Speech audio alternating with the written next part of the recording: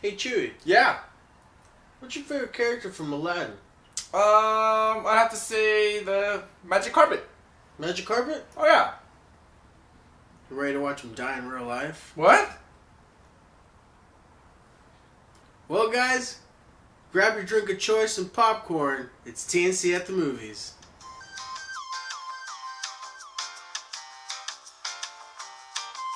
Hey guys, it's TNC, and we're back from the movies, and we just watched Aladdin. We'll let you know how we feel about that in just a second. I'm just here to remind you that this movie starred Naomi Scott as Jasmine, Will Smith as Genie, and I believe it's pronounced Mena? Yeah, let's go with that. Mena. Let's go with Mena. I don't want to feel messed up or anything. Mena Massoud, and he was our boy, your boy, my boy, Aladdin. Oh yeah. And Jafar was portrayed by an actor named Marwan, last name Kanzari. Well, we did such a great job pronouncing that. I didn't think that I could have. So let's just start there. Let's just say Kudos thank there. you notes. Thank you notes. These are useful. If you have the exact pronunciations in the comments, go ahead. Please let us know. Let us know. Phonetically, hit us up, you know? Well, this movie is actually a live-action remake of the animated film Aladdin, also made by Disney. So as you can tell, we are following a trend. There's a big trend now, specifically Disney, who's been doing a lot. I think they remade Cinderella. They made Beauty and the Beast. Beauty and the Beast. So there's just, it's Jungle Book's coming out. It's another movie, I guess, in this new vault where they just take a movie from the vault and then they just kind of remake it in a live action. And without Tim Burton. Without Tim Burton, which I still think is a mistake. But, whatever. What are you going to do? Anywho, so this movie actually, I think, does it better than all the other movies that Disney has actually done before. Yeah, this movie was done very well. I actually forgot that it was a musical.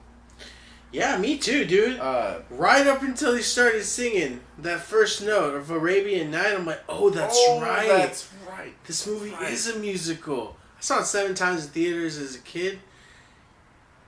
And for that to slip my mind, I don't know.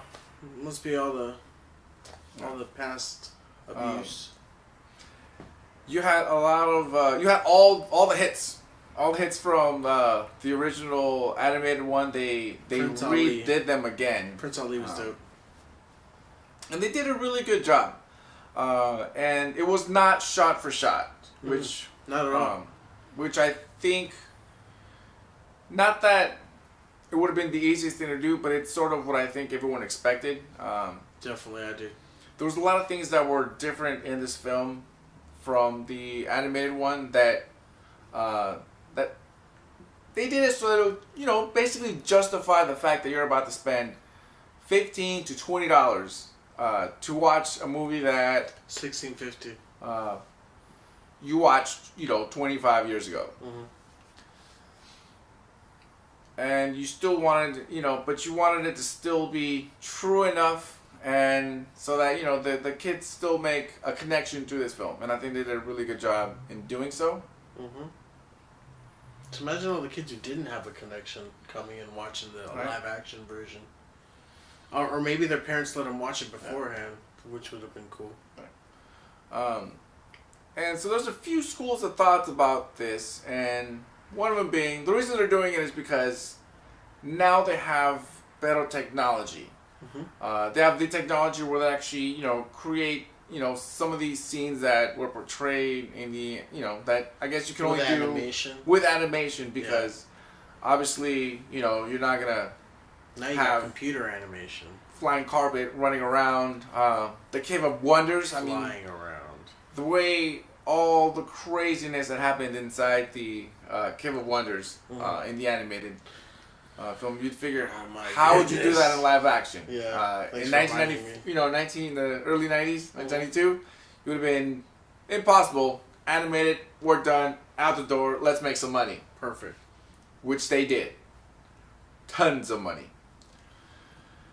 However, in this movie, they did a really good job recreating all of the key scenes, and they added a lot. And we're gonna go back to it. They made enough changes that it definitely justified going to see this movie. Tiny, what are your initial thoughts? Whoa, wow, guys. My initial thoughts, gotta be honest, I watched the movie 7 times in theaters as a kid, came back to watch it as an adult, and man, it was just like watching the original, man. It had all the same key notes for me, you know what I mean? It just felt good. Felt nice to watch it again in live action. My initial thoughts are, wow, man, just really cool. Really cool. I liked it. I had new stuff. If I was to go into a little more detail, there was a lot of cool scenes I enjoyed. One thing that I really liked that they did to this film was they modernized the characters. Not just, and physically or anything like that, but I mean internally. For example, the biggest change and the change that I felt was needed the most was probably in Jasmine's character, where her motives are actually they're subtle to the viewer, but they are very, very ingrained. They're very, what's the word? They're very deliberate. They're very deliberate in the way that it is delivered. Jasmine cares about her people, whereas in the 1992 film, essentially the plot was where she just needed to get married, and she wanted to marry for love, which is very admirable. There's nothing wrong with that. It's fine. However, in this film, in Aladdin 2019, her motives are more noble, and she wants to care for her people. And the only, the only reason she wants to even marry was just so that that's the only way that she can be sultan. She wants to be sultan, and she wants to do it again. I'm gonna sound like a broken record, because she wants to take care of her people, which is a message / idea that was, repeated and hit home constantly in this movie. And I really liked the way they did it, because it wasn't so gung ho, and it made it more realistic, because it made her more believable, because it put her in a more believable situation, and where she wants to take care of her people. So I really like that they modernized her character specifically, to the point where it's almost changed the story, where it's not only about Aladdin. Aladdin has now become not a side character, but what's it, an even character? Now there's two. I would say there's two protagonists. Yeah, there's two protagonists in this story. Of course, we're not going to call it Aladdin and Jasmine, because they probably paid per letter. So we're going to stick for Aladdin, because that way you can find it faster alphabetically. Naomi Scott played a really good Jasmine, and I feel like they deliberately picked her, because when I close my eyes and she's talking, I gotta tell you, I'm in 3rd grade, 1992, and I'm hearing animated Jasmine. I'm still in the movie theater. I'm a kid once again. That's so cool. They did an excellent job at casting. I thought that they did the right thing in casting, and it was an international cast. They casted... Sure did. They casted everyone. They casted brown characters with brown actors, which I thought was... Good job, Disney. Good job. Not that it have to be said. Should be done. I thought the choice in actors was spot on. I thought that what's his name? Mina? I believe we were going to go with Mena. All right. I think that Mana did a really good job playing Aladdin. Well, we just call him Masood. Masood. And Masood, double M. Boy. Boy. He did an excellent job playing Aladdin. Such a good job. Really did. Not just because he looked the part, he played the part, he danced the part. When he was supposed to do his nervous parts, I don't know if you guys remember the 92. When he's playing nervous Aladdin, he did a great job. Definitely did a great job playing nervous Aladdin. It was good. No, I think he did a great job. Of course, we talked about the Jasmine, how she was portrayed excellently. The Sultan, that guy did a great job. He had a few funny things. The only gripe was that he was too tall. He was too fit. He was too fit and he was too tall. That's what it was. He was too fit. I'm like, he's not pudgy enough. But he's not pudgy enough and can't win them all. But he did crack enough smiles to be like, that's the Sultan I know. Definitely. He was having fun. Yeah, so. Well, since we're talking about cast, what did you think about Will Smith as Genie? I want to say that I was nervous. I want to say that I thought that I wasn't sure. Because there was a lot of chatter, especially on the internet. How the internet likes to do that. How, basically no one was sure how he was going to do. But Will Smith has never failed before. So why would he do it now? And by the way, he has not. I thought he did a great job in, I don't want to say his hardest role, but definitely the role that was the biggest to fill. Yeah, definitely. Because he wasn't just competing with the role of Genie being portrayed in 2019 live action, upper torso and a cloudy lower leg that just float around. That wasn't the hard part, because in reality he was competing with Robin Williams.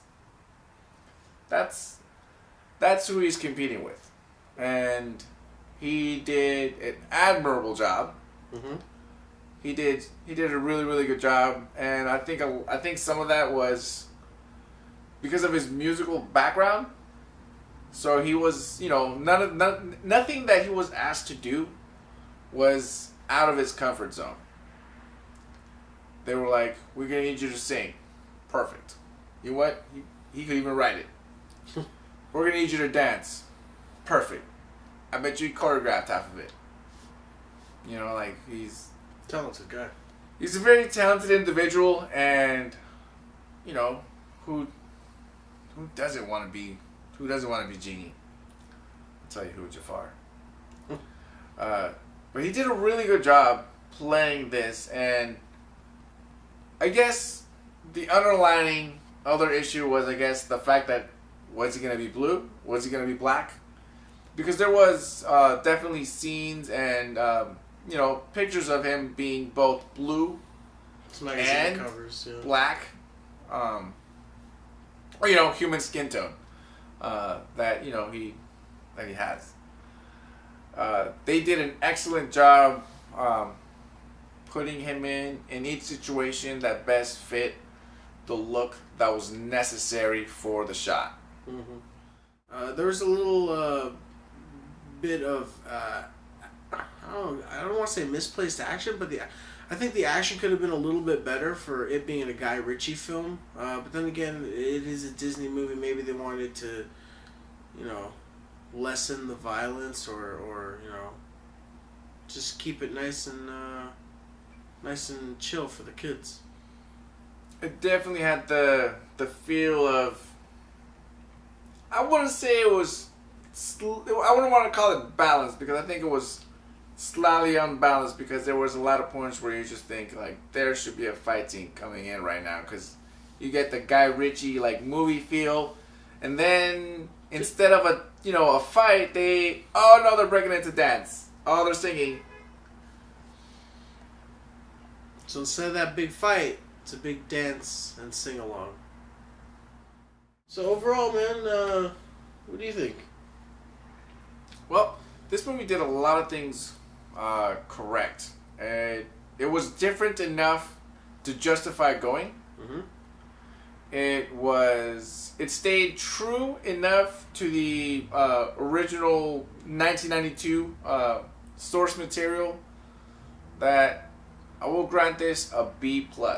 I would say an A, because this was a really, really good film that was done right. The cinematography was great.